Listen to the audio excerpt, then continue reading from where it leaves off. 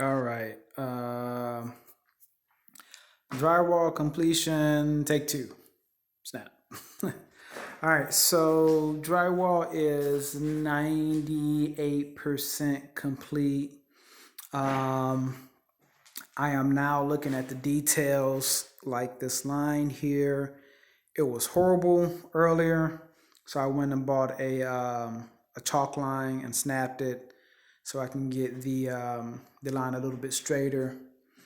As you can see, I have my 3 coats of drywall put on. So I have the tape, and then I have the first coat, and then I have the second coat, which spans maybe 2 feet out. Most of the office space has that. You can see it there, so on and so forth. What I am trying to do now is make sure all of my details, make sure my corners are straight. That is not as straight as it could be, so I might do a little bit more work on that. I do not want to regret when I put the wallpaper up that the wallpaper's crooked, or if I ever have to take it down, I see, the imperfections, or after I paint, I start noticing a lot of imperfections. So I'm trying to get as good as makes sense, because I am putting wallpaper up, so it doesn't have to be 1,000% perfect, but I do want it to be really, really, really good. That has been one of my more difficult items because it is 16 different angles. So you have the flat angle there and where the triangle is. Then you have the ceiling, which is obviously flat. Then you have this piece of ceiling joist, which is another angle. And then you have the angle off the ceiling joist, which is another angle. So yeah, it's been fun. This sounds weird, but I had to let the lines tell me what they wanted to do. Because originally I was like, you know what, I'm gonna try to shape it like this and make it look like that. And it wasn't giving me the look. It didn't look natural as much as it does now. So I said, you know what? Every surface is intersecting at some point. So I just let those surfaces tell me basically what to do. This over here, as I said before, these beams are going to be wrapped. It's going to be squared off with some, I don't know if I'm going to use mahogany or what, but it's going to be wrapped in some kind of wood. This has changed to being an accent wall. So I'm trying to decide, being that the floor is wood and the ceiling is 90% chance going to be the same wood. I should say 100% because I already bought it. I have to figure out what this is going to be. My first mind was to wrap it in stone. And I already found something, and I'm praying it's still going to be available and I can order more. But there are pieces of cut metal that have a sticky backing that I can just stick on there. So this will be rounded a lot more. It'll be painted, and then the metal pieces will be stuck on there. So this will be a wall of copper and stainless steel and different, I think it's like 3 or 4 different colors of metal going this way, almost like a brick pattern. So hopefully that'll look really nice.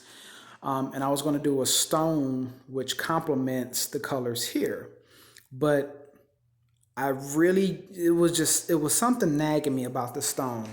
The colors match, but it was something with stone here and metal here. I couldn't figure out what the conflict was, and then I realized this room is going to be it's a steampunk version, not version, but inspired by steampunk.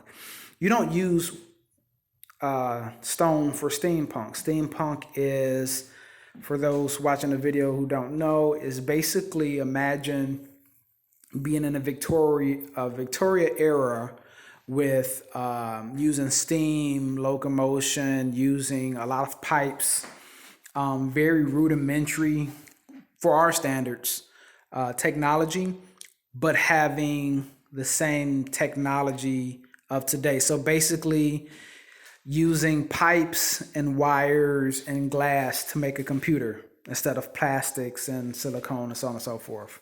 So yes, it's like making a computer out of stones and rocks, whatever.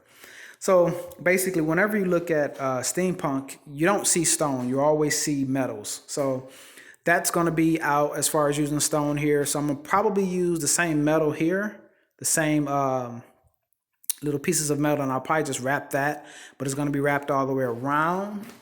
And it's also going to be probably from here up is also going to be the same material. The ceiling is going to be wood. My mini fridge is going to be here. That's the outlet for the mini fridge. Thanks, Dad, for giving me the reminder to do GFI plugs. That top one is the outlet, and the two underneath are the speaker wires that run in there. You can see one speaker there. These are the outlet that is going to be going up there. The two black is for the subwoofer wire, which I found out I can make from coaxial cable. I have finally figured out how to enclose this. So if you see in my other videos, all of this was open, but specifically here, there's wires here. I was a bad boy, and I'm supposed to have a junction box coming out because there is two wires that are connected on the other side. Yeah, I didn't do it. I just didn't do it because it was going to be ugly. So forgive me. I'm sorry, my bad. They are very, very well secured, but I did leave this open for multiple reasons, but this will be closed off, finished real well. So it's just little bits and pieces that I need to do. I'm pretty satisfied with the large parts of the wall. It's the weird areas like up there. Let's see if I can zoom in. That I need to sand down, finish off a little bit better. So like right there, I need to give more attention to. It will be wrapped with wallpaper. Nobody will ever see it. But if it's done right, when I put the wallpaper up there, I won't have any issues. The wood will be running that way. The screws there indicate the joist. So there's going to be a grid system made by Armstrong. So it's going to be metal grid, and then you can attach the wood to go perpendicular. And this is going to be the angles are going to be wallpaper as well as the little space that I made for the vent. This is connected to this, so I figured when I walk here to leave, because all of this is locked, this will that motion detector will sense me, and it will not unlock for somebody outside the door. Obviously, unless I let them in. So yeah, that's basically it. It's gonna be wood floors. Probably, now that I'm thinking about it, wood accent wrapped all the way around. I don't want to know how much that's gonna cost.